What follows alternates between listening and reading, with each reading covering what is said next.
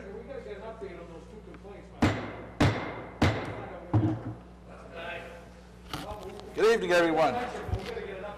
Regular meeting of January 12th, 2021. Mr. Clerk, please call the roll. Counselor Bears.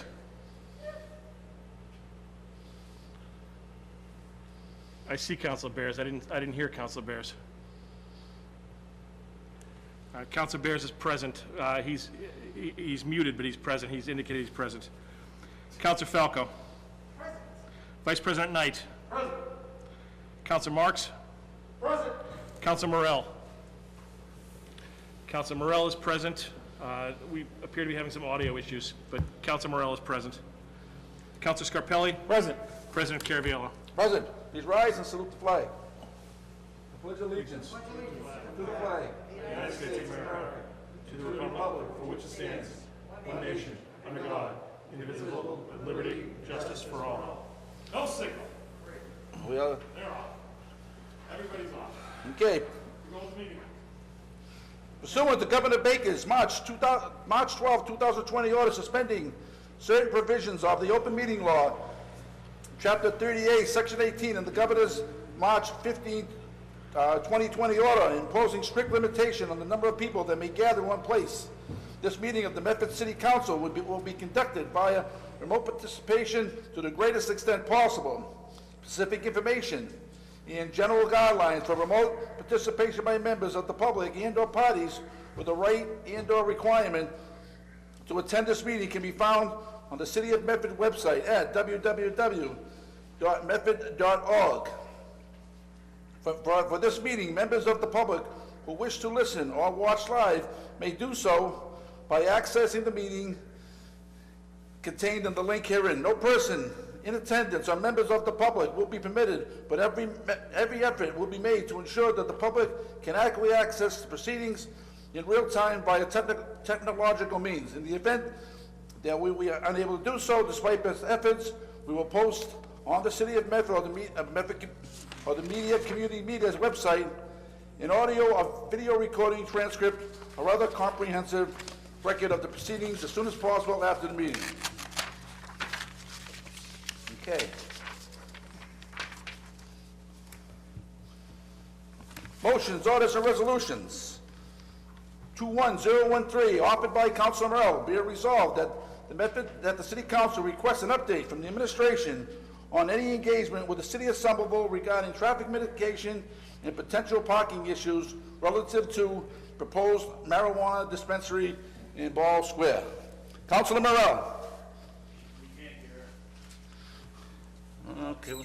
Councilor Morell? Yes. Can you hear me now? We got you. Success. Councilor Morell. Great. Thank you, Mr. President, and thank you all for bearing with me.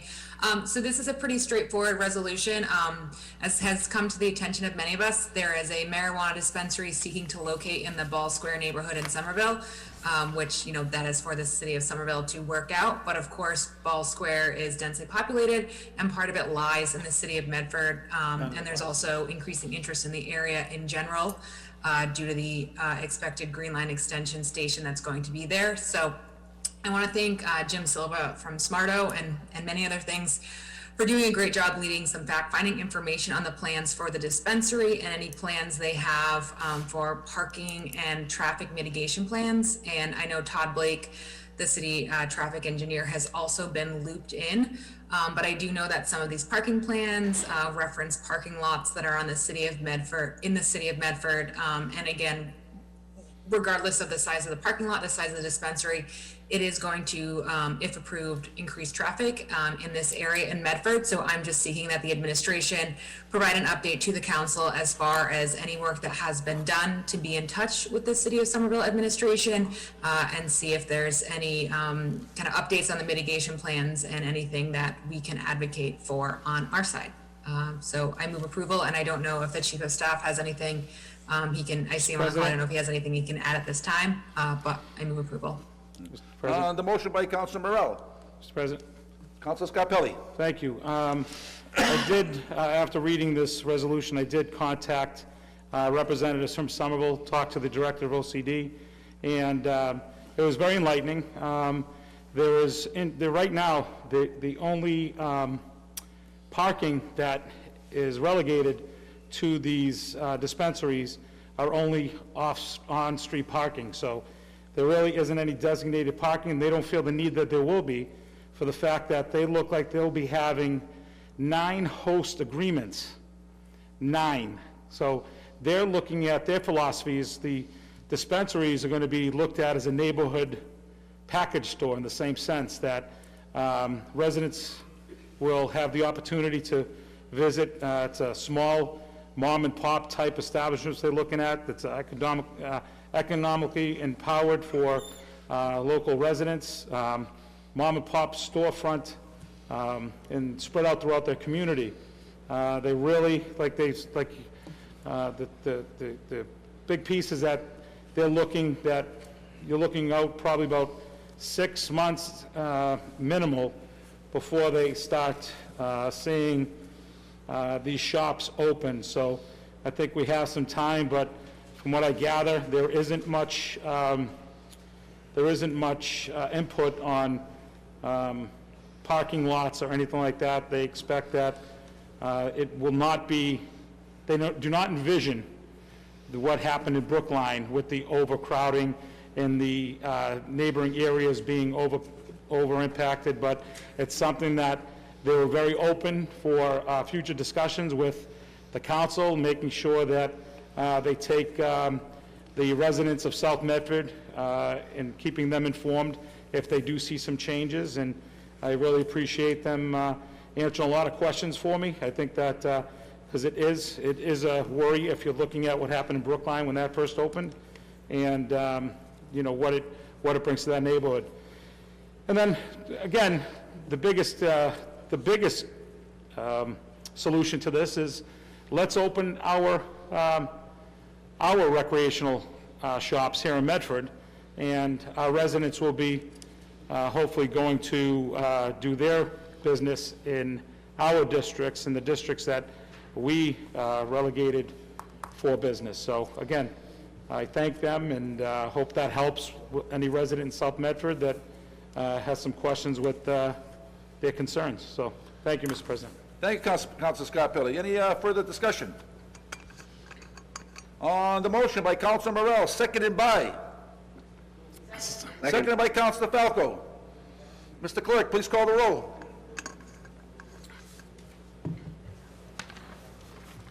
Counselor Bears. Yes. Counselor Falco. Yes. Vice President Knight. Yes. Counselor Marks. Yes. Counselor Morel. Yes. Counselor Scarpelli. Yes. President Caraviallo. Yes, 7 in the affirmative, motion passes. 21014, offered by Vice President Knight, Councilor Marks, and Councilor Scarpelli. Be it resolved that the Medford City Council requests an update from Hallmark Health, Circle Health, relative to the Lawrence Memorial Hospital site. Councilor Knight. Mr. President, thank you very much. During the process of transition from the Lawrence Memorial Hospital to the Ambulatory Surgical Care Center that we're presently working with, this council initiated a series of meetings where Hallmark Health would have the opportunity, or Circle Health would have the opportunity to come down and present to us where they are in the stages of the plan, what the neighborhood mitigation plans have been, and so forth. And I think it's time that we bring these meetings back to the forefront, Mr. President. We've seen construction at the hospital go fairly well. Some signage has been erected. We've seen some shovels in the ground, some construction equipment, and some mitigation issues arise that we've been able to take care of concerning fences and pathways and the like. But I think it's important, Mr. President, that as we near the finish line, that we begin the dialogue and the engagement once again. So I ask that my council colleagues support this measure and move for approval. Thank you, Mr. Vice President. Councilor Marks. Thank you, Mr. President, and I want to thank my colleagues, Vice President Knight and Councilor Scarpelli, for putting this on the agenda. Do we have a representative from? We do not, Councilor Marks. Ryan Ford did send me a letter, asked me to read it into the record, and he will be welcome. If you want him to come next week, he'll come next week, but I do have a letter to read into the record if you allow me to read it now, or you want me to wait till the end. If you could wait if you could wait after the 20016 Right. resolution, if you can, Mr. President. Okay. Right, because I think their letter refers to item 21-016. Okay. Not this paper, but I was curious, Mr. President, because as Council Vice President Knight adequately stated that there has been a lot of change at Lawrence Memorial, the parking lot, the structure itself, signage. However, Mr. President, when they do come up before the council, I would hope they can answer a few questions.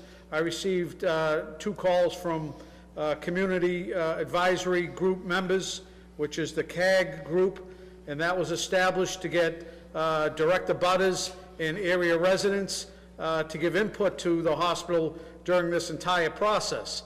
And it's my understanding from talking to a few of the CAG members that, you know, it started out pretty good, and the input was there from area residents in this CAG committee, and then slowly but surely it started to dissipate, and some of the members feel that they're not involved or at least advised on what's happening in the latest and greatest updates, and they have some concern, Mr. President. Also, this council voted unanimously on a couple of conditions just recently, and one of them was the ice box that's on the top of the building. And it was stated at the time that due to, I guess, the fire department's request, that ice box couldn't be contained with an outer wall and so forth, and I'm not disputing that. That is a fire safety concern, and that was raised. However, the CAG was under the impression that the box itself would be a different aesthetically pleasing exterior would be put on the surrounding of this box. And I do agree, when you go out, it does stick out. I know they try to do some painting and so forth, but the box definitely sticks out and is not aesthetically pleasing to the neighborhood. So I would ask once again, Mr. President, when they come up, that that issue of the icebox be revisited on behalf of not just this council, but the members of the CAG who have asked repeatedly that something be done with that, Mr. President. There was also some concern about construction materials that are left in the parking lot, including heavy equipment that's been in the parking lot. And if that equipment is no longer being utilized, and if the materials are no longer being utilized, residents would ask that that construction equipment and materials be moved in the interest of public safety. So I would just ask, Mr. President, when they do come before us, that they open the lines of communication with the CAG group, who is the eyes and ears of the community and this council. And if they feel slighted, Mr. President, that doesn't speak well for what's taking place and the oversight that the neighborhood and direct abutters should have regarding this entire process. So I just want to put that out there, Mr. President. The facility does, in my opinion, I'm very pleased with how it generally looks. The configuration of the lot, I think, will be workable. Some of the signage that has been put out there, I think, will assist with safety concerns. The other issue that was not addressed, Mr. President, is the issue that was brought up by many members of this council, was the ADA access. And I know we requested that our ADA monitor in the city review ADA access within that facility and that a study be done. And I would ask that part of this paper, if my colleagues would indulge me, that we send this back to the city administration, because that was a condition that was laid on the approval of the ambulatory care center. So I would ask that ADA access, an update on that report, Mr. President. Update on ADA access? Thank you. And, yeah, all those amendments? Well, I'd like to get an update, yes, I'd like to get an update And on would you like to request that Ryan Fuller come to next week's meeting also? I think that's what Council Knight has requested, so I would agree with that. But I want to make sure, Mr. President, that they have a week to discuss the issues of the lack of communication, the icebox, and the equipment that's on the lot, as well as the ADA issues that were brought up during the conditions approval. Yes. Thank you, Please. Councilor Marks. Councilor Scarpelli. Thank you. Thank you, Mr. President. Again, thank you, Vice President Knight and Council Marks. I think this is something that the three of us have been getting phone calls. I won't repeat what my fellow colleagues have mentioned because these are the same concerns that residents have shared with me, but here we are.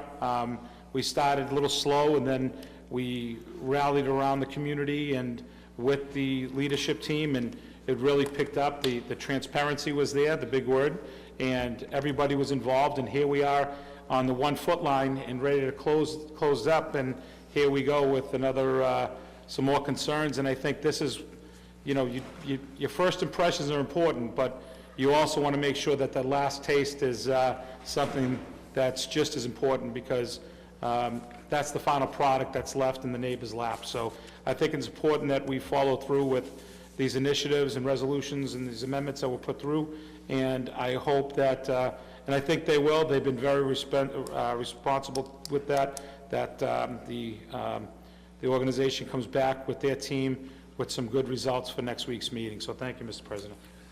Thank you, Councilor Scarpelli. Councilor Falco. Thank you, Mr. President. I want to also thank my colleagues for bringing this resolution forward.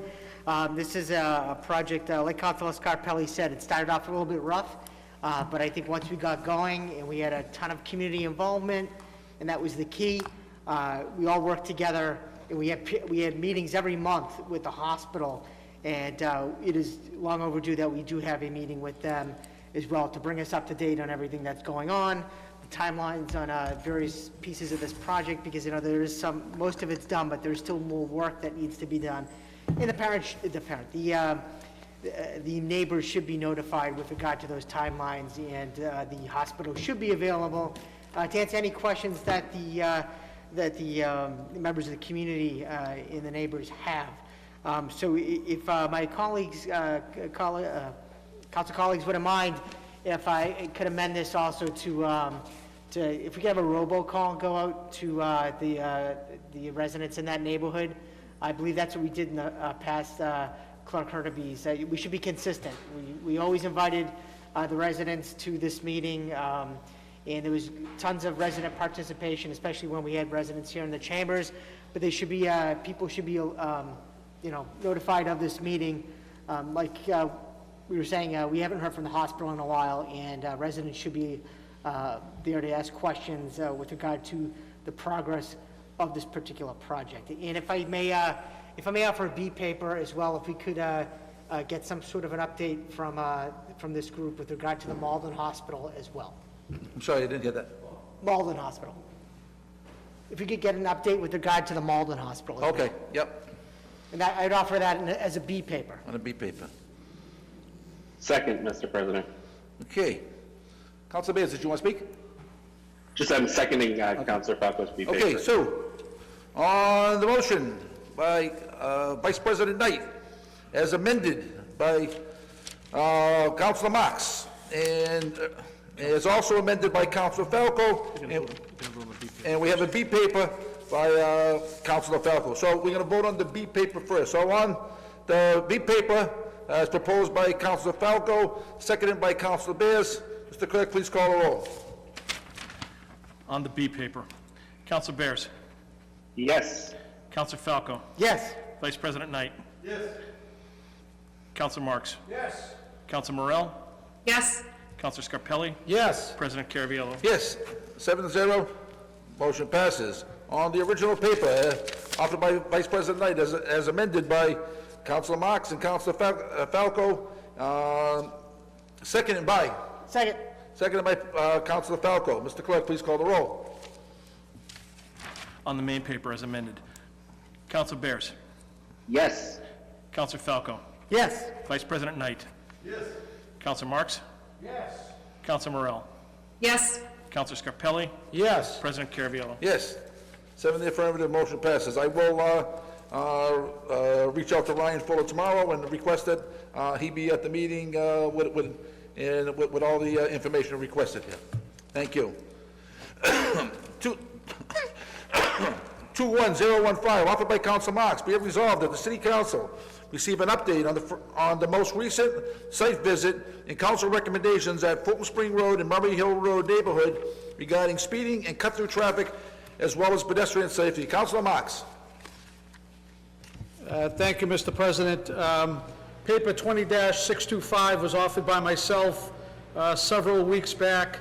It was regarding to having an on-site committee of the whole meeting at Fulton Spring Road, which we did on Saturday, November 21st at 11 a.m.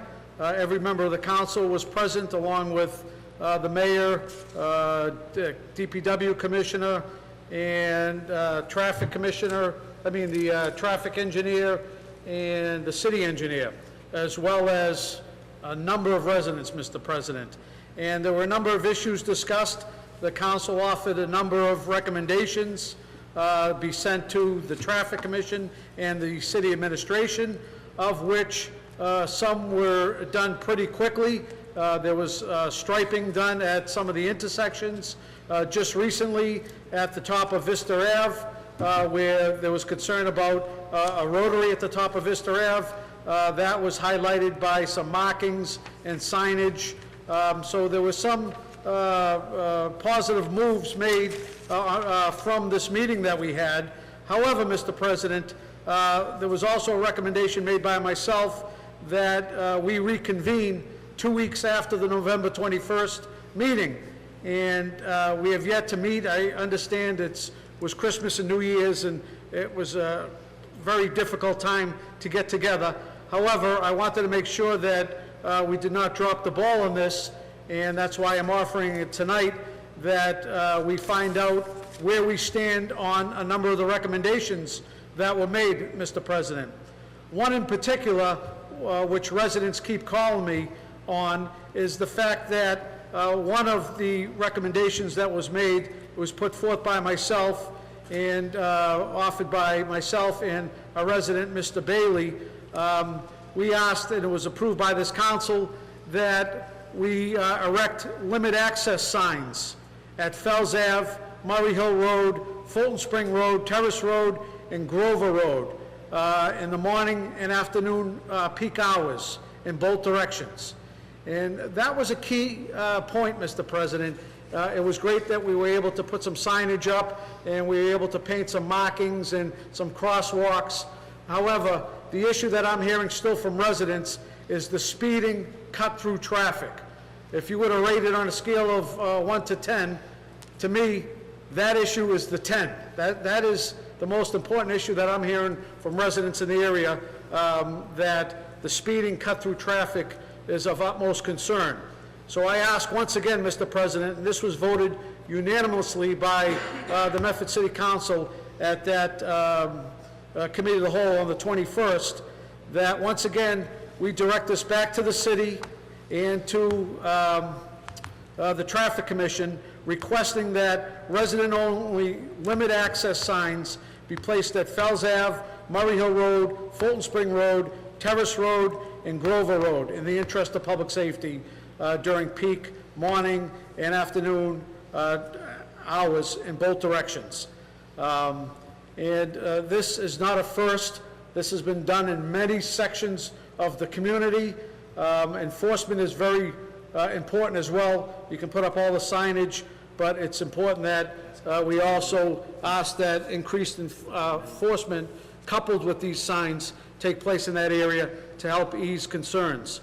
I just want to read off a few, Mr. President. I went through the committee report, and it's been a month and a half now, but I think it's important to remember what's being done currently with some of the striping and signage and what the request was of residents.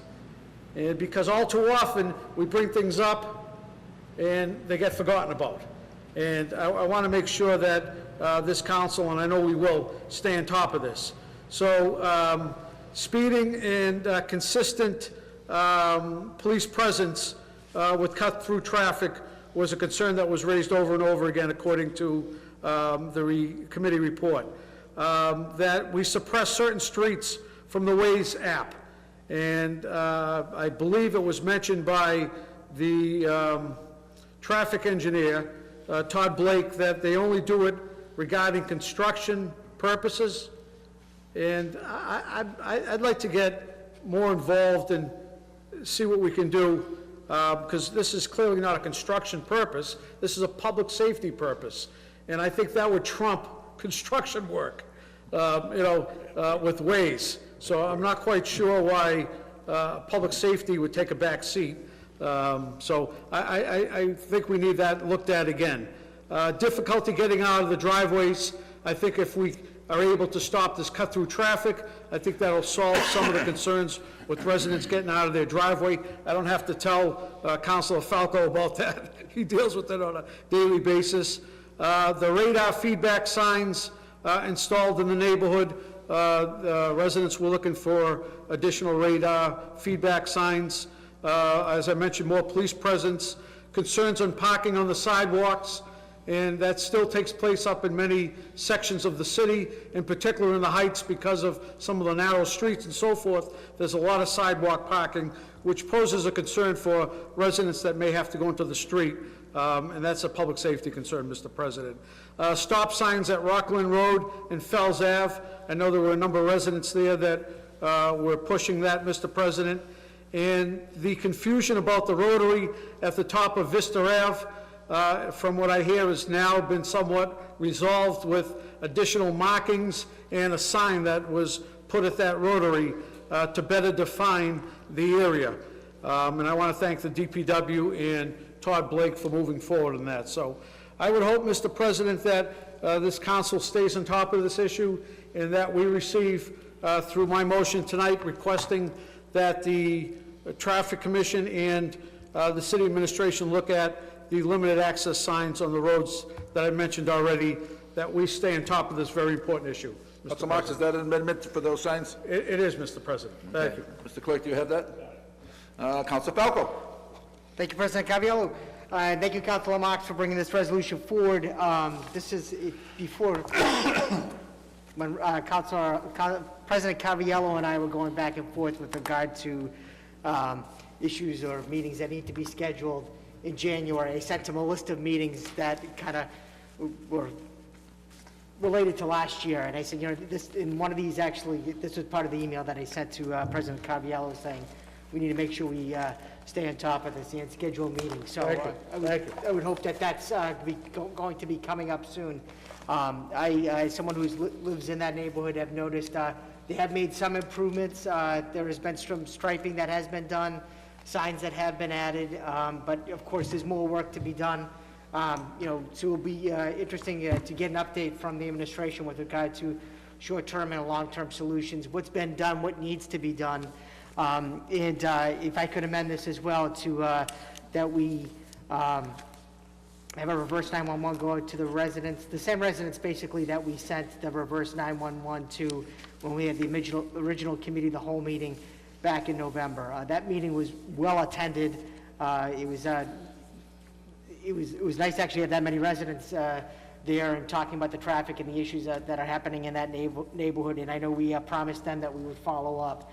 So if we could have a reverse 911 going out to those same residents, so they know that we're on top of this, and if they have any questions, they can ask those same questions. And Councilor Marks, if I may, are we going to invite the same people, same department heads as we did last time, or is? Are you asking for an on-site meeting or just? No, on the when we have the updated, when we have the committee of the whole to update. That'd be great, yes. Okay. Excellent idea. Okay, so if I could amend it as well to invite the department heads that we invited last time, and if we could have, the chief of police was invited last time, but if he cannot make it, if we can have Sergeant Hartnett, someone from the traffic enforcement division, someone really needs to be there to represent the police department. So if I could amend that to have those people invited, that'd be great. Councilor Marks, thank you for bringing this forward, and I would second that motion. Councilor Scarpelli. Thank you, Mr. President. Again, thank you, Councilor Marks, bringing this forward. I think this is very important. As we see, when the community gets involved and the council work together, I think a lot of great things happen. We have seen some changes, but I think that we need to keep rolling and making sure that there are some serious safety issues that follow through and completed in the very near future. If we can, if Council Marks has a mind, if we can amend that. I know I brought it up many a times, and I'm seeing it in neighboring communities, and we talked about it there at the site visit, that looking at the raised bumps and striping that area to see if what that cost analysis would be. They haven't, if we can have the city administration get back to us, the traffic engineer, to see what that would look like and how that would look like going up through that Fulton area. So I think it's important that that could really help the traffic calming measures. I know that we discussed raised crosswalks there, but cost is an issue, and different construction and ADA issues that are questionable. But we can add, from what we were told that day, that putting those, not speed bumps, or raised roads per se, that would help mitigate some of the speeding issues. So if we can amend that to the paper, I appreciate that. And again, thank you for bringing this forward. Thank you. Any further discussion? Mr. President? Councilor Bears. Thank you, Mr. President, and thank you, Councilor Marks, for bringing this forward and keeping us on track, and Councilor Falco and Councilor Scarpelli. I will say I live nearby and was able to drive up there, and it was the first time I actually felt confident driving at the intersection of Fells Vista and Fulton Springs. So I think the improvements are good, but we need to keep going. I couldn't quite tell if this was included in another amendment, but I would also like to know if to amend the paper to ask the police department if they have done increased enforcement in the area, and if there's any data or anecdotal data about what kind of traffic stops they're making in the area. Thank you, Councilor Bears. Any further discussion? Mr. President? Councilor Marks. Thank you, Mr. President.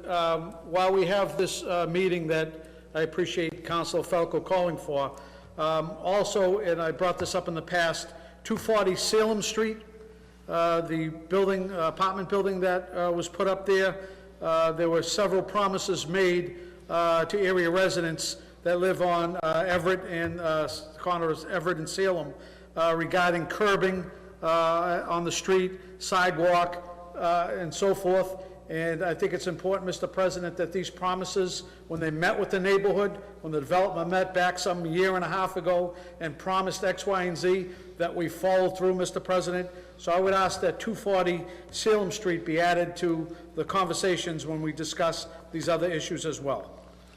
Thank you, Councilor Marks. Any further discussion?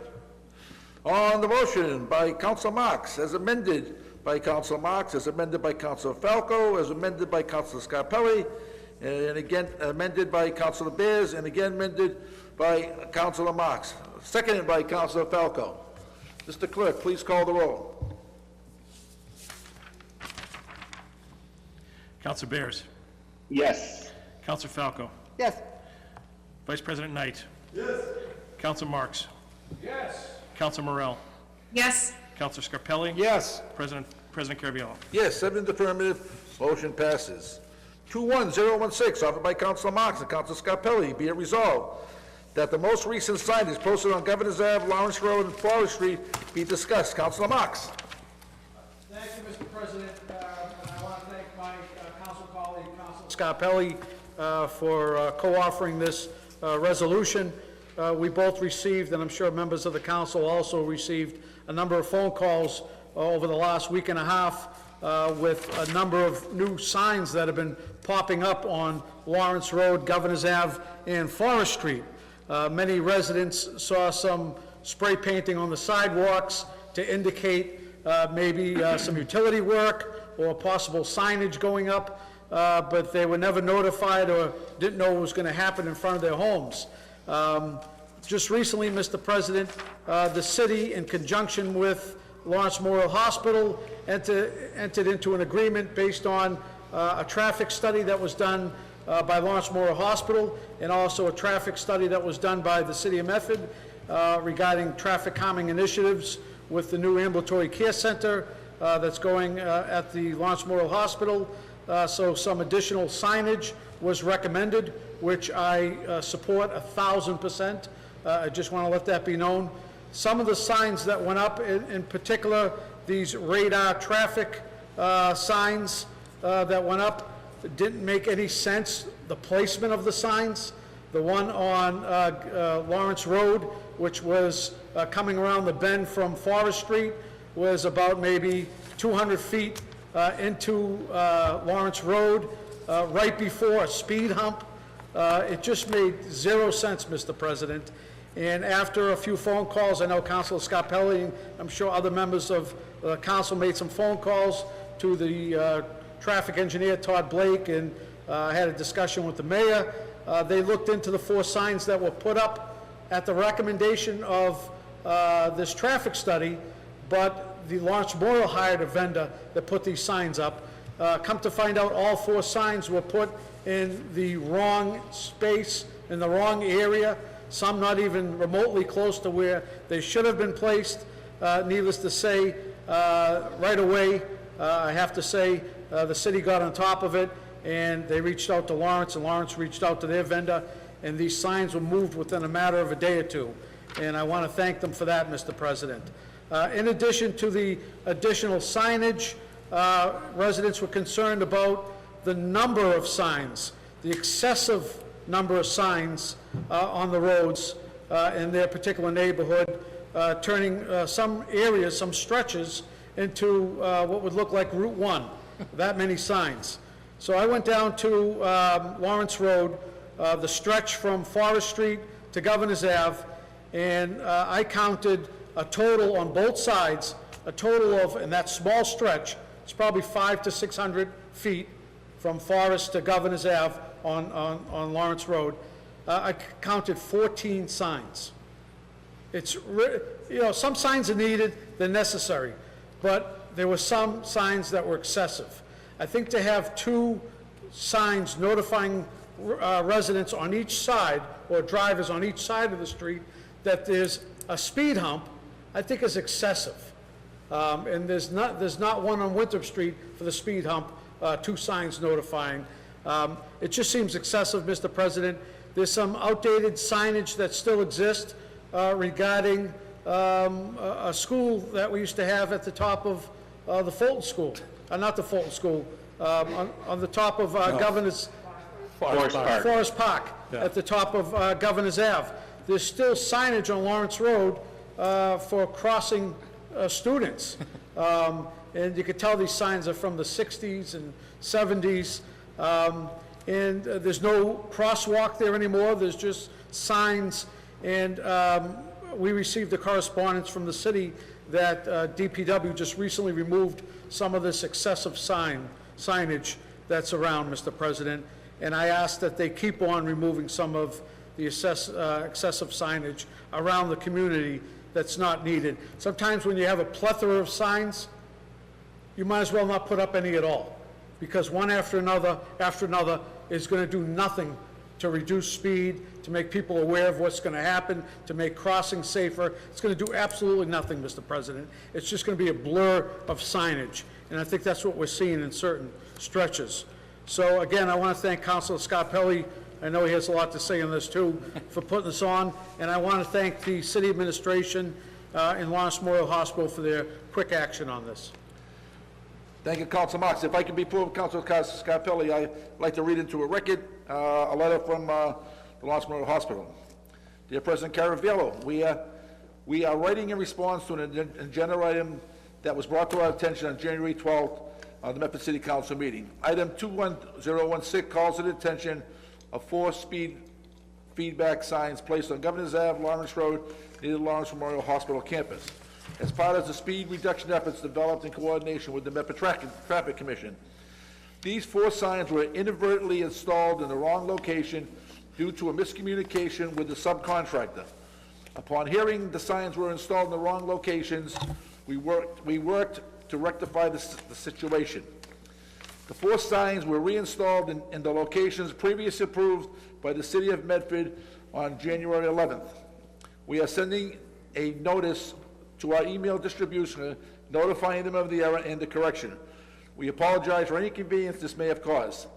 The installation of speed feedback signs is part of the traffic mitigation requested within the special permit. We are pleased that this work has been completed in collaboration with the Medford Traffic Commission in response to the community's request. As shared in our end-of-the-year notice, the construction of the new ambulatory care center is now completed. The hospital's main lobby renovation is still underway and scheduled to be finished next month, and the seasonal landscape and another final parking lot finish will be completed in the spring.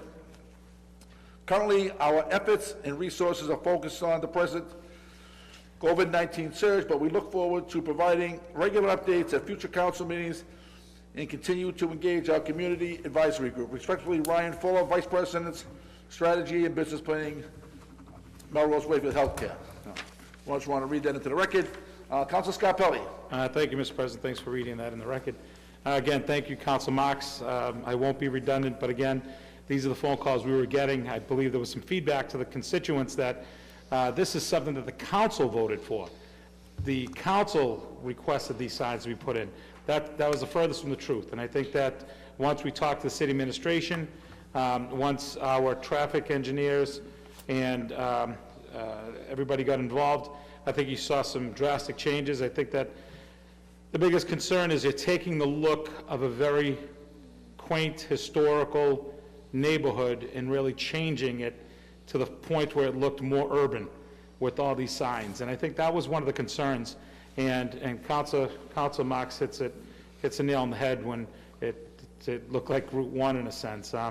The raised speed bumps or the raised streets, I think that whether people like them or not, I think they're important because, especially when you're talking about people that aren't residents, but people that are cutting through Medford, increasing their speed in that area, that's going to bring the speed down. But at the same time, what we're seeing in neighboring communities, especially more in the suburban communities that have these, you see the painting on the roadways, not signage on the sidewalks. And that does the job. And I think that Council Marks is right. When there's too many signs, it's redundant and becomes more of a distraction to people. So I think that, as soon as this came forward, we did have a conversation with the mayor. She did direct her staff to make sure that these were corrected, and the Melrose Wakefield site and the Lawrence Memorial representatives worked quickly to make sure those are rectified. But again, as we move forward, we continue to monitor the number of signs we're putting on around the community. We know they're important. We know that we need safety mitigation is very important, but at the same time, there's got to be a collaboration with the neighborhood to make sure we don't lose its charm at the same time. So again, I thank Council Marks for bringing this forward, and thank all the parties for moving this in the right direction. Thank you. Thank you, Council Scarpelli. Any further discussion? Okay, on the motion by Council Marks, as amended by Council Marks, seconded by Council Scarpelli. Mr. President? Council Marks. Just if I could, before you call the roll, because Councilor Scarpelli just jogged my memory on that. The raised speed bump, he's 1,000% correct.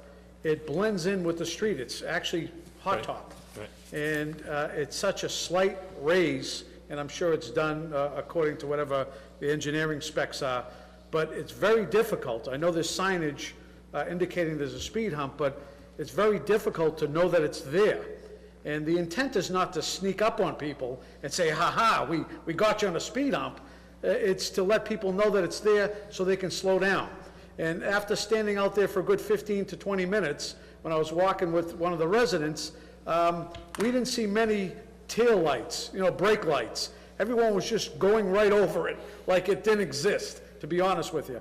And I think it would be helpful, as Councilor Scarpelli mentioned, to maybe have a directional white arrow or something that delineates the edges, like we do up on Winthrop Street, that shows that there's a raised hump, speed hump, whatever you want to call it, that exists there. And I think that will go a long way for residents to slow down when they see something, an impediment in the road, rather than just, it looks like it looks like there's nothing there. And really, I've done it myself, actually, going over it. and you don't realize it until you're on the top of it and say, geez, I just hit this thing again. And that's not the intent. The intent is to slow down ahead of time, Mr. President. So I would ask if we can make it part of the committee report that, that we send this to the Todd Blake and ask them that they paint or put some design on it or something to make it more noticeable. Thank you, Councilor Marks. So, Thank you. on the motion by Councilor Marks, as amended by Councilor Marks, and seconded by Councilor Scarpelli, Mr. Clerk, please call the roll. Counselor Bears? Yes. Counselor Falco? Yes. Vice President Knight? Yes. Counselor Marks? Yes. Counselor Morell? Yes. Counselor Scarpelli? Yes. President Caraviallo? Yes, 7 in the affirmative, motion passes. 21017, offered by Council Marks, be it resolved that the City Council receive a breakdown of the total amount collected from the water and sewer base fee charge since inception in 2017. Be it further resolved that the breakdown include commercial versus residential fees collected, and whether these fees, and whether said fees are held separately or combined with the water and sewer surplus monies. Councilor Marks. Thank you, Mr. President, and this is really follow-up. Back in 2017, as my resolution alluded to, this Medford City Council, at the recommendation of the city administration at the time and the water sewer commissioners, asked for the council to vote on a proposed baseline charge for water and sewer services. And the explanation that we received at the time was to assist with stabilizing the water and sewer budget. You know, one could debate that till the cows come home, because, you know, we, for many years, have looked at a $5 to $6 million surplus in the water and sewer enterprise accounts, which would indicate to me that we are overcharging water and sewer ratepayers in order to have a slush fund available.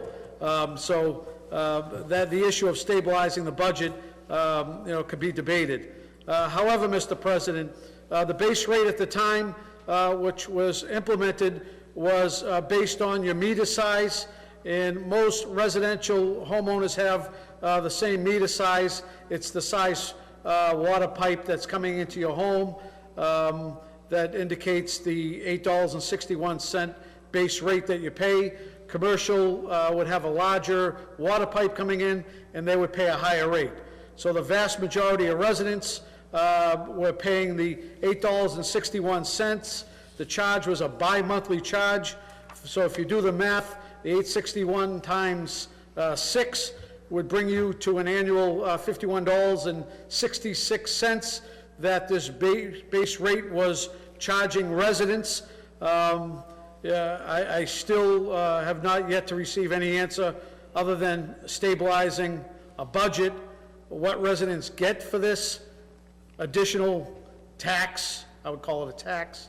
And I think it's important, Mr. President, that we receive an update. This has been 3 years now. Indeed, has this been successful in stabilizing the budget?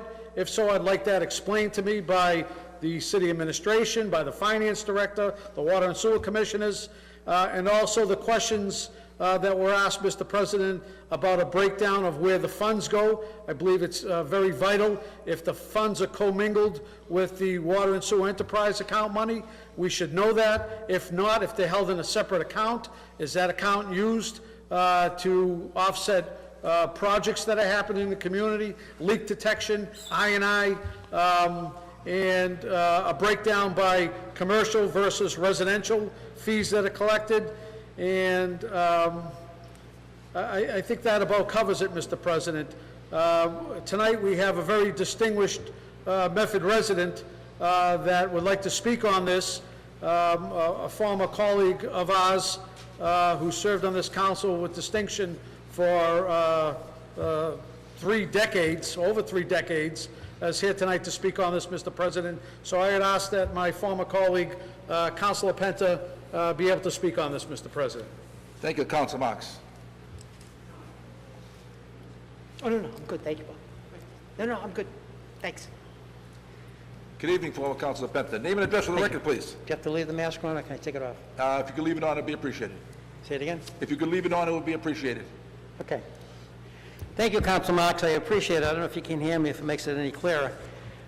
What Council Marks has alluded to has brought me into this issue of a public accounting as to what took place as it related to this connectivity fee. That's what it was called.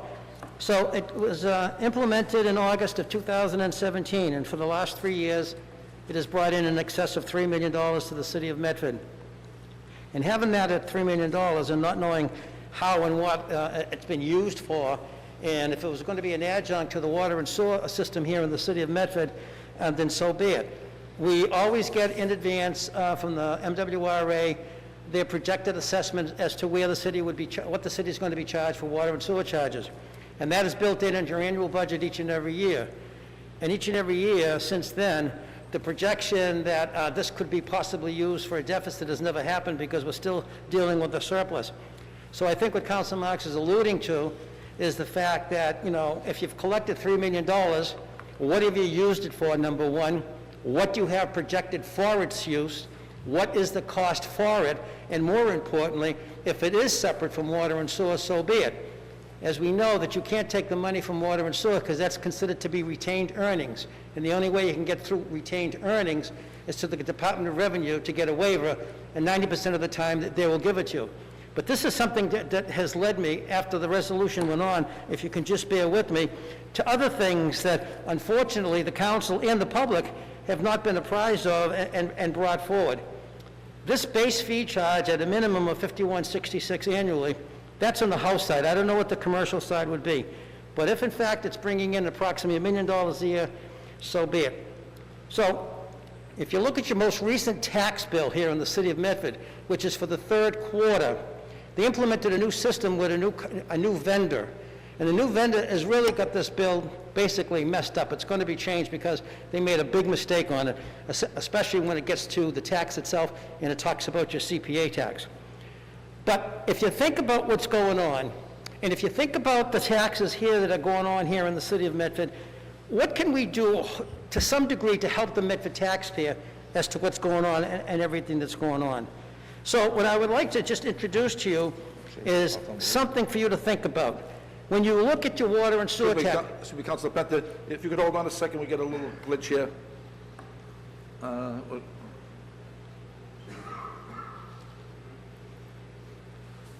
We all set?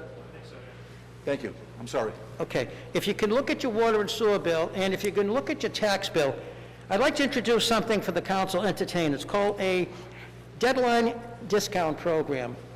And the deadline and discount program, which is implemented in a lot of states, in a lot of counties, that the month that you get the bill, your tax bill, for example, you get your tax bill in November, and I believe it's due February 1st, the next one is February 1st.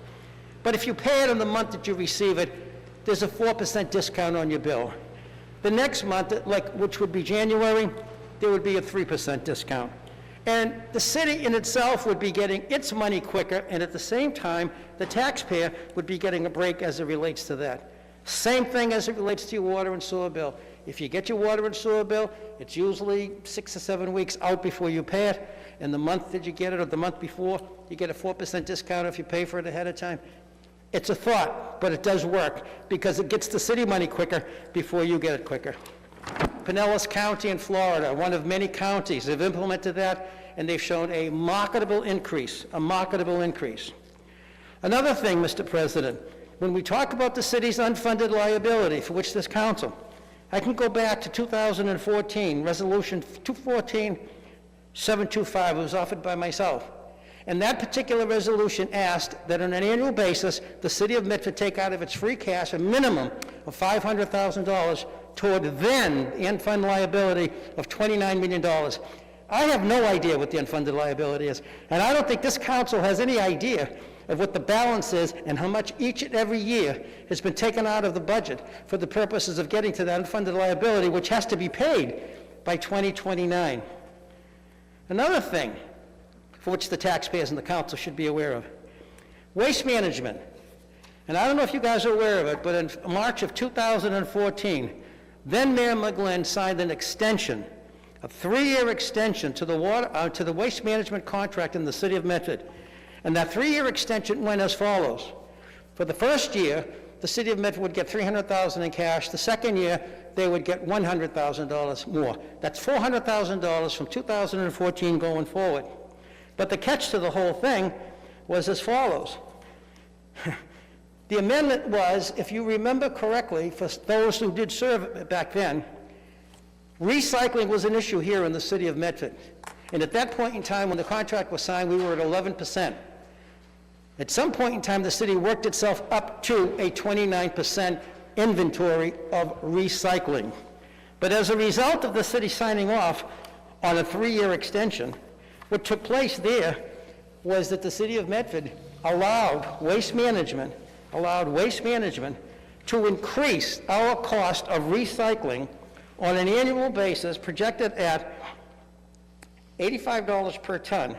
And then it would set itself on an annual basis increase, according to the city of Boston, beginning on July 1st, 2015. That's almost 6 months, it's almost a good year after the contract was signed.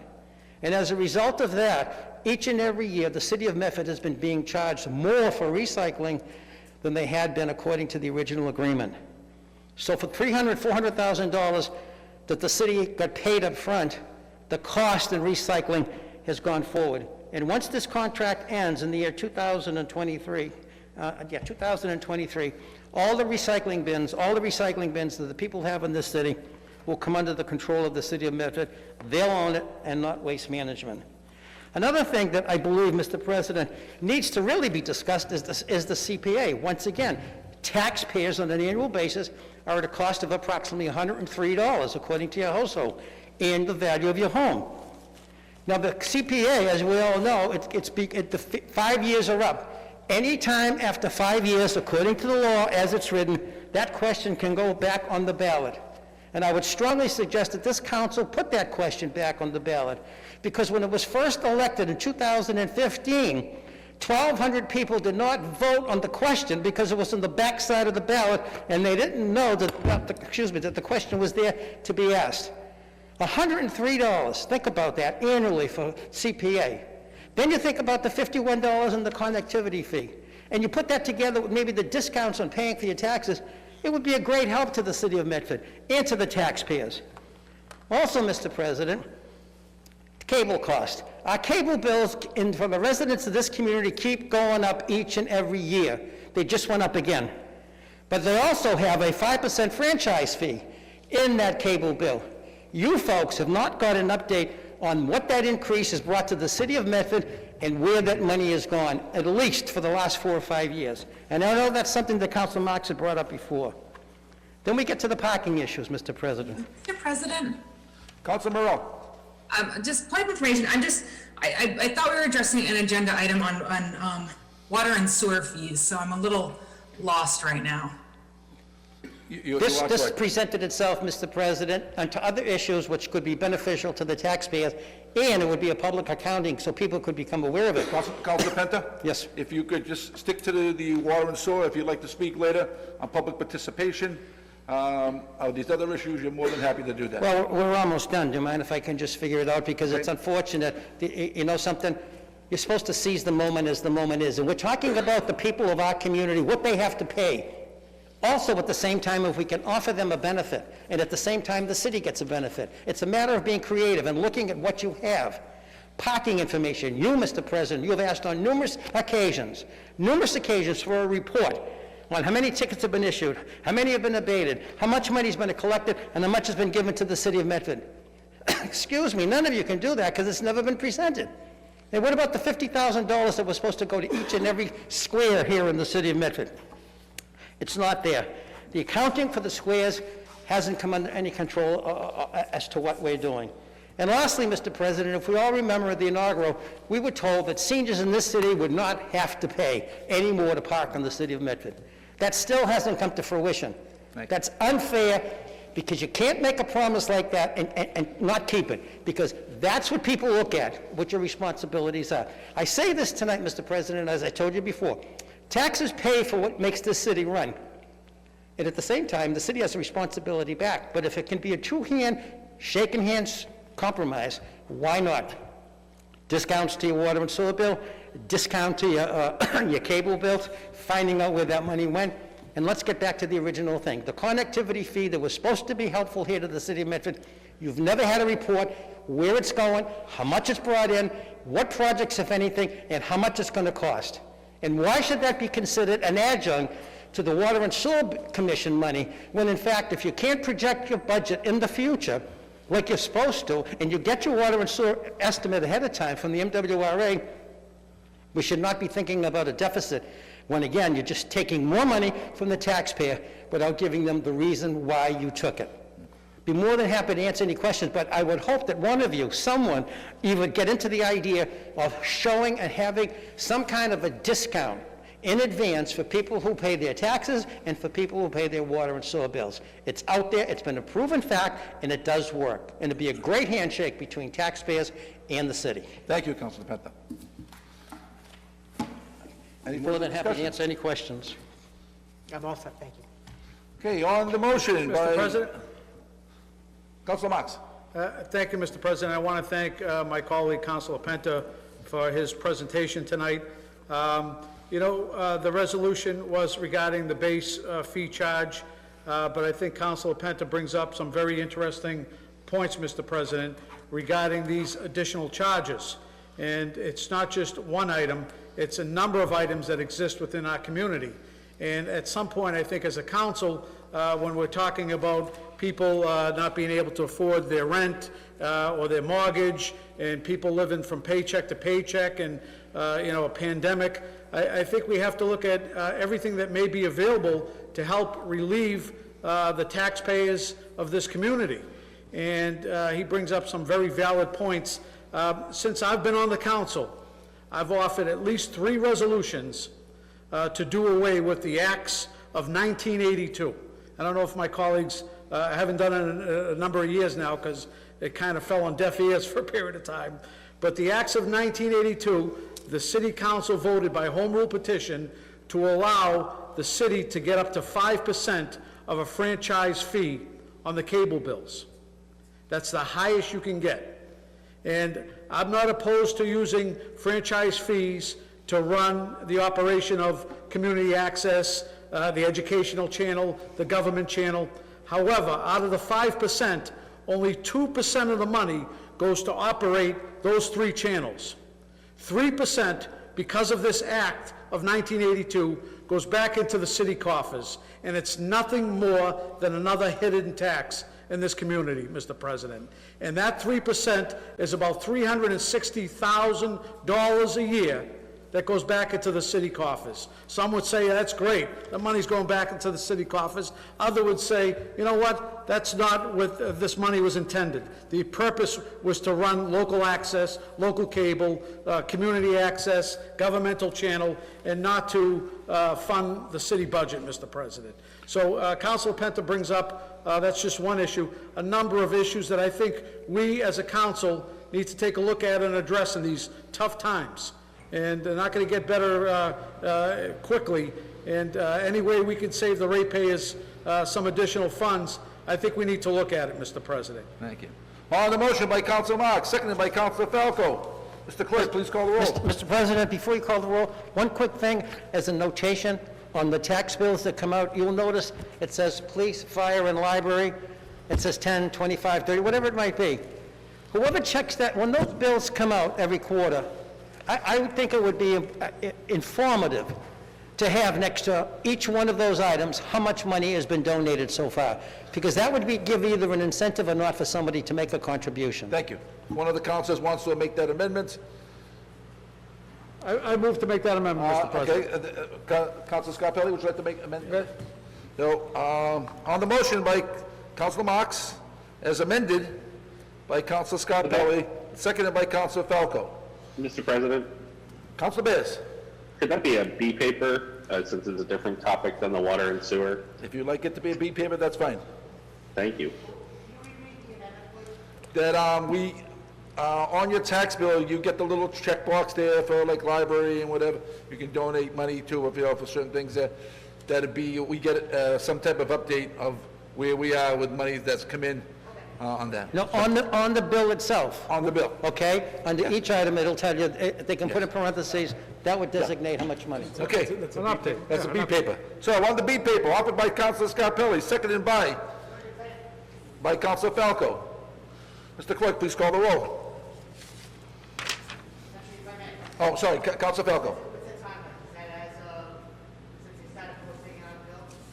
Right, as opposed to, so the update, I agree with Council Becker that I think that'll be nice to see when we started from the inception of. Program where we are If you guys today. could turn on your microphones, please. They're on. Yeah, sorry.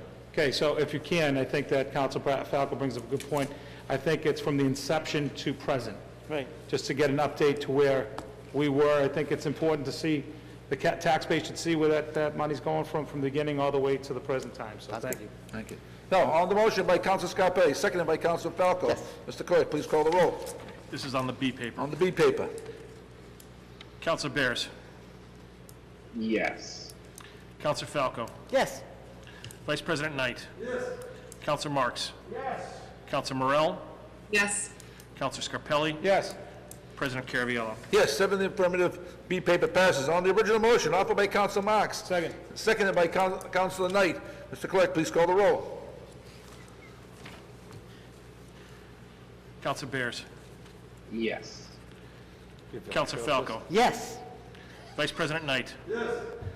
Counselor Marks. Yes. Counselor Morell. Yes. Counselor Scarpelli. Yes. President Caraviallo. Yes, 7 in the affirmative, motion passes. Communications from the mayor. I'm sorry, Council Bender, we've disposed of it. The thing, If you can come back after, I appreciate it. You can come back during public participation. Thank you. Communications from the mayor, 21018, January 8, 2021, to the Honorable President, members of the City Council, City Hall, Medford, Mass. RE Personnel Ordinance. Dear Mr. President and Councilors, I respectfully request and recommend that your honorable body approve the following amendments to the revised ordinance entitled Personnel Article 2, Classification and Compensation Plan, Section 66-33, entitled Officers, Employees, Non-Union, by adding new positions of Director of Economic Development and Director of Diversity and Human Resources to the following classification. Amendment A, classifications CAF 15 presently state that this applies as the following. CAF 15, Sealer of Weights and Measures, Recreation Director and Director of Communications. The language of CAF 15 shall be amended to read as the following. CAF 15, Sealer of Weights and Measures, Recreation Director, Director of Communications, and Director of Economic Developments. Amendment B, classification CAF 19 presently states that it applies to, as follows. CAF 19, City Clerk, Treasurer Collector, Director of the Budget, CPO, Director of Public Health and Elder Services, Chief Assessor. The language of CAF 19 shall be amended to read as follows. CAF 19, City Clerk, Treasurer Collector, Director of Budget, CPO, Director of Public Health and Elder Services, Chief Assessor, Director of Diversity and Human Resources, respectively submitted Brianna Lungo, current mayor. We have Dave Rodriguez from the administration. Dave, would you like to speak on this? Mr. Rodriguez, would you like to speak on this? Thank you, Mr. President. I was just unmuted a moment ago. Thank you, Mr. President, for bringing this up. These are a few changes, technical changes to the personnel ordinance to reflect the budgeted positions that were created in the past fiscal year. There were with respect to the Director of Economic Development, it was just an oversight that was actually flagged by you, Mr. President, that we wanted to get on the agenda as quickly as possible. And the other is to reflect the revised duties in the consolidated mission of the Office of Diversity and the Office of Human Resources. So happy to answer any questions that you might have, but this was already drafted with the city solicitor. We're ready to proceed at the council's pleasure. Thank you. Do we have any questions for the Chief of Staff? Councilor Knight. Motion. Mr. President, I'm hoping that I'd like to, actually, I'm not hoping to like to make a motion. I am making a motion that we have a committee of the whole on this. on both positions. I do have a couple of questions and concerns. I do believe back in January or February of last year, this council asked for a legal opinion from the city solicitor relative to whether or not it would pose a conflict of interest, that our diversity director was also acting as our human resources coordinator. So I'd like to just take the opportunity to go through those responses and files, Mr. President, before we take affirmative action on this paper that's before us. So I'd ask that the paper be scheduled for a committee of the whole. Thank you, Councilor Knight. Do we have any further discussion? Councilor Scarpelli? I would second that motion. I think that understanding if there's a salary increase or any other input that goes to these positions, I think that be discussed in committee of the whole as we move forward to a very difficult budget process. So it'd be interesting to ask some questions and possibly, personal matters, and look at executive session to make sure we don't violate any open meeting laws or any personal information. Thank you. Thank you. On the motion by Councilor Knight to refer this to a committee of the whole, is seconded by Councilor Scarpelli. Mr. Clerk, please call the roll. Counselor Bears. No. Counselor Falco. Yes. Vice President Knight. Yes. Counselor Marks. Yes. Counselor Morrell. No. Counselor Scarpelli. Yes. President Caraviallo. Yes, 5 in the affirmative, 2 in the negative, motion passes. And we'll refer this to committee of whole as soon as possible. 21019, January 2020, to the Honorable President and members of the Medford City Council, City Hall, Medford, Mass. RE Community Preservation Committee. Dear Mr. President and councilors, pursuant to Section 2-562, Subtitle 2 of the revised ordinance of the City of Medford, I hereby appoint Mr. Stephen Pacini of 2 Walcott Street to the Community Preservation Committee, subject to the confirmation of the Medford City Council. Thank you for your attention to this matter. Respectfully submitted, Brandon Longo, current mayor. Chief of Staff Rodriguez. Mr. President, Any comments to the Chief of Staff on Mr. Pacini's appointment if I to may? the Community Preservation Committee? I do believe it's a reappointment, correct, Mr. President? No, I think he is, Chief of Staff, he's new, correct? it's a new appointment, correct? He's a new appointment. Mr. Pacini showed some interest through the interest form that we have on the website, was spoken to by both the mayor and Roberta Cameron, and we felt comfortable advancing his appointment to the council for their approval per the ordinance. Thank you, and I'll say I know Mr. Pacini personally. He's a man of integrity, and I think he'll be a good choice on the committee. Mr. President, Councilor Scarpelli. I too am a lifelong friend of and neighbor of Mr. Pacini. I think he'll be a great addition to the team, but I think that for my fellow colleagues and people that don't know who he is, I think some information, a resume or something that where we can all share in his expertise and his... Mr. Pacini is actually on the call. Oh, is he there? Perfect. Hold on, let's find him. This is how we do it every appointment. Okay, hold on. Mr. Pacini, where are you here? Hold on, let's find you here.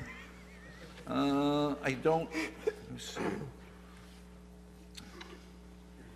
Where is it? Good evening, ladies and gentlemen. Good evening, Mr. Pacini. Name and address for the record, please. Steve Pacini, 2 Walcott Street, Medford, Mass. Congratulations on your pending appointment. If you'd like to give us a little brief background, would it be appreciated? And if take any questions from the councilors, would be appreciated. Certainly. Quick overview of myself. 20 years of project management experience in the private and public sectors. I currently have a focus working on state projects for a small technology VAR out of Lexington, Mass. I deal mostly in security and wireless, and a lot of helping companies currently push their workforces remote via Microsoft Teams. I have got volunteer experience working with the City of Medford as a with Medford Youth Soccer. I've moved on from that in the last year and am looking to move my volunteer time into another organization, somebody else who could use me for a year or two. Thank you, Mr. Pacini. Councilor Falco. Thank you, President Caraviallo. I have known Steve Pacini most of my life, especially growing up with him close to 45 years ago. I know he's been active in the community through Medford Community Soccer. So I know he's going to be a really positive impact to the CPC committee, and I'd move approval. Thank you. Again, Councilor Scarpelli. Again, Mr. President, I think that was the only piece, having Mr. Pacini here and/or a resume that my fellow colleagues who look through. He's a valuable member of our community, and you can see that he's someone that has donated his expertise and his time to his kids and the people of Medford, and I think that his input and his involvement would be a great asset to the commission, so thank you. Thank you. Any second other questions? Mr. President? Councilor Bears. Thank you, Mr. President.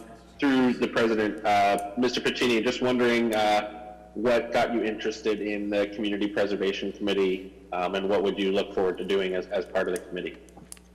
Ironically, the thing that drew my attention most to it was being a soccer coach in Medford and traveling around to different communities and seeing the amazing resources that other communities have that I'd like to see some thought and input put into Medford.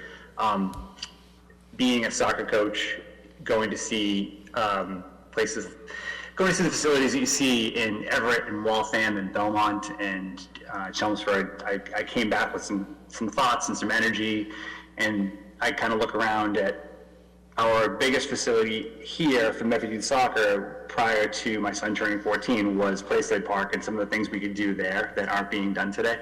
Other communities, you know, when you go to these events, now my daughter is playing travel basketball, so I've seen even more diversity in how communities represent these open spaces. So that's really what turned my thought to this. It wasn't just sports in particular, but it's how other communities use their open and green spaces.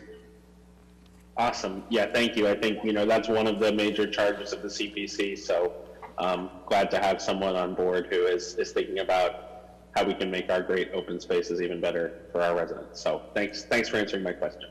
Thank you, Councilor Bears. On the motion by Councilor Falco, seconded by Councilor Scarpelli to confirm Mr. Pacini. Mr. Clerk, please call the roll.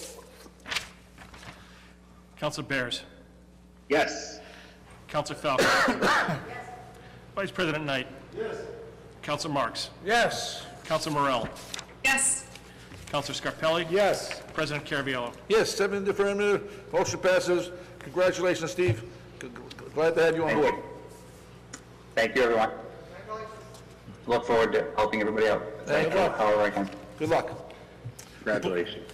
Reports of committees, 20300 and 20302, January 5th, Subcommittee on Elderly and Housing Affairs.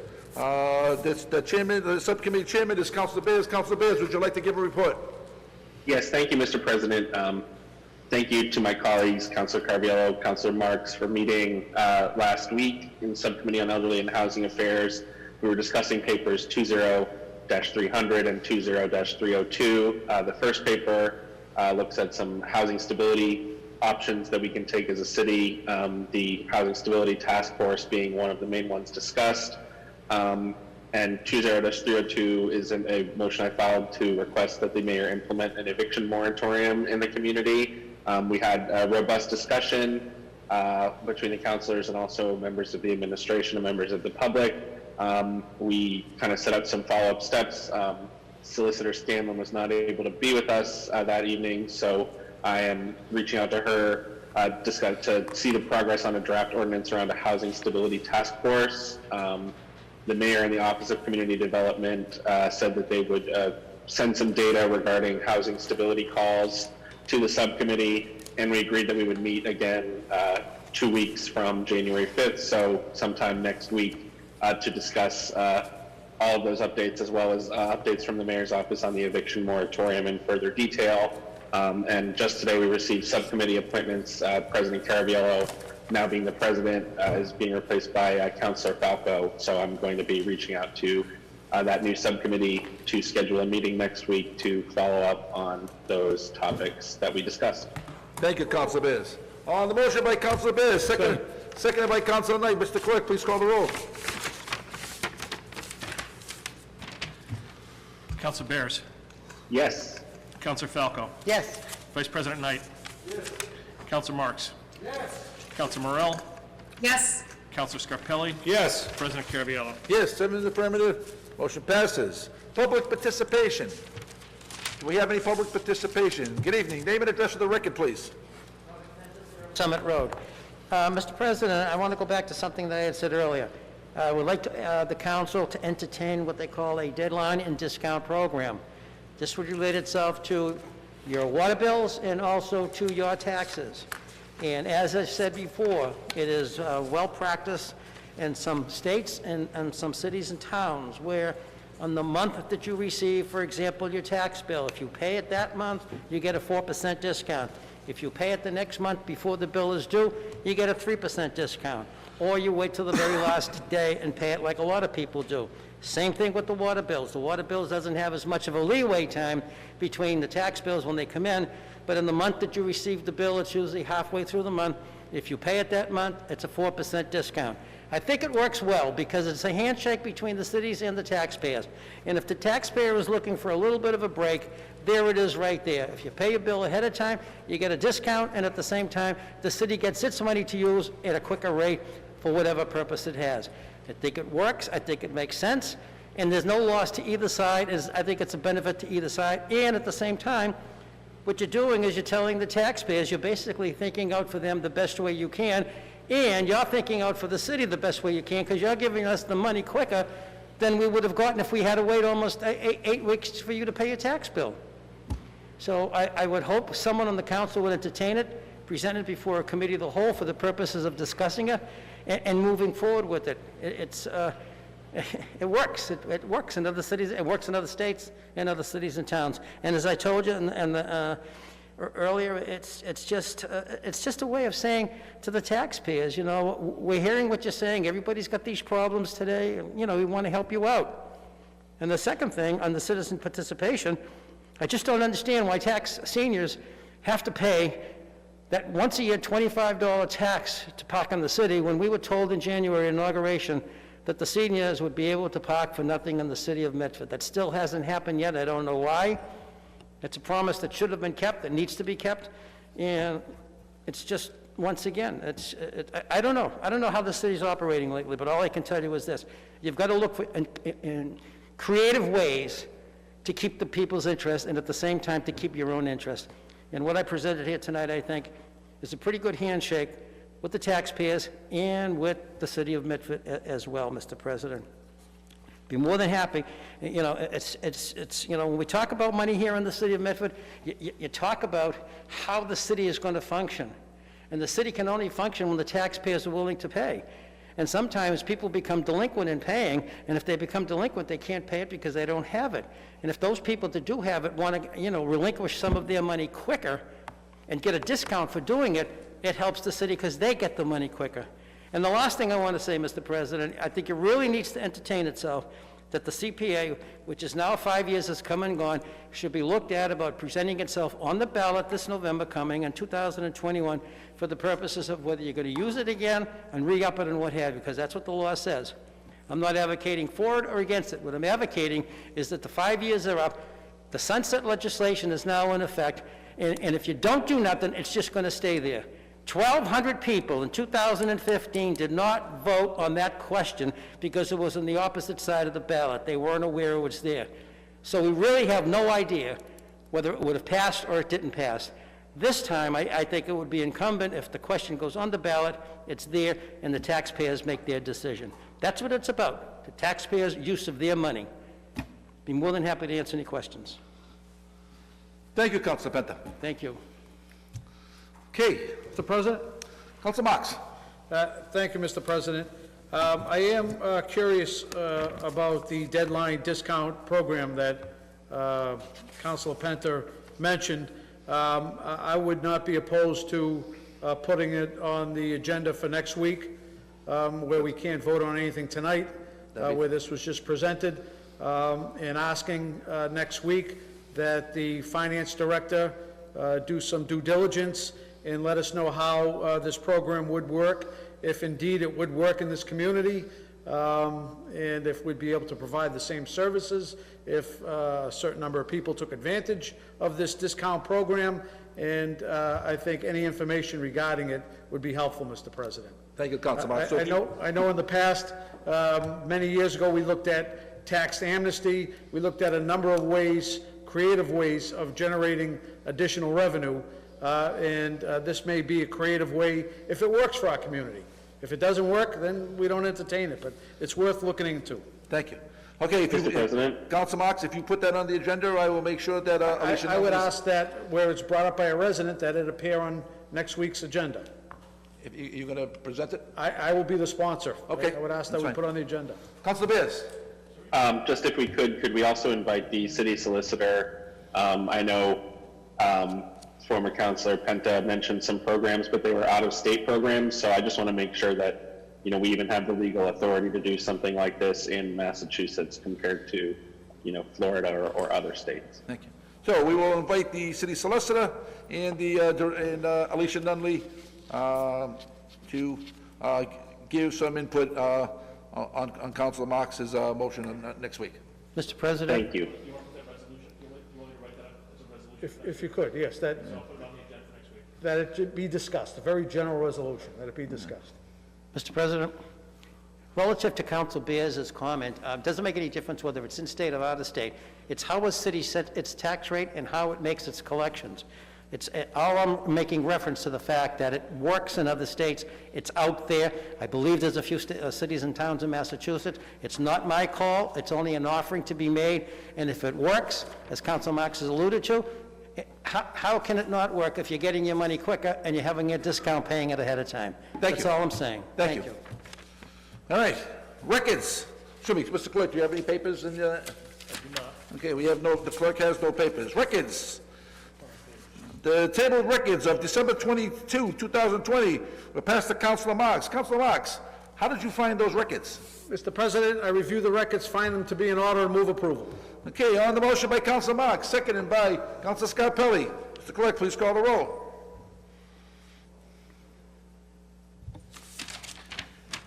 Councilor Bears. Yes. Councilor Falco. Yes. Vice President Knight. Yes. Councilor Marks. Yes. Councilor Morell. Yes. Councilor Scarpelli. Yes. President Caraviallo. Yes, 7 in the affirmative, motion passes. The records of the meeting of January 5th, 2021 were passed to Councilor Morell. Councilor Morell, how did you find those records? I found them to be in order and move approval.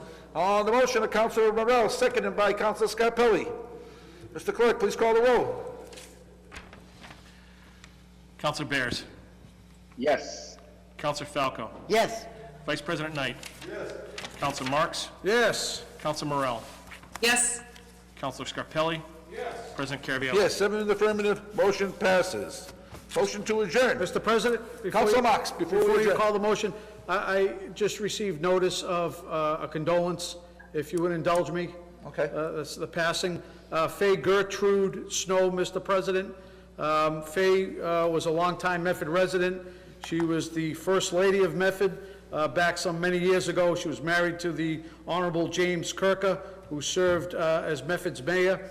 And they raised their family in Medford. And from what they tell me, Faye was a very charitable natured woman and very compassionate and very involved in the community for a number of years, Mr. President. And we just lost Faye Gertrude Snow. And I would like to have this meeting named in her name, Mr. President. Thank you, Councilor Marks. And a second by Councilor, we can please rise for a moment of silence.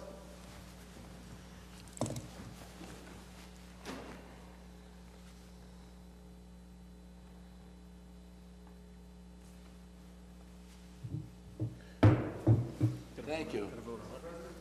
Well, if we could, on the motion by Councilor Marks, seconded by Councilor Knight. Mr. Clerk, please call the roll. Councilor Bears. Yes. Counsel Falco, Yes.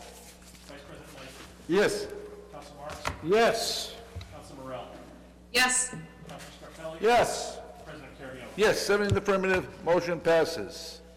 I can remind everybody that on Monday is Martin Luther King birthday celebration, so please check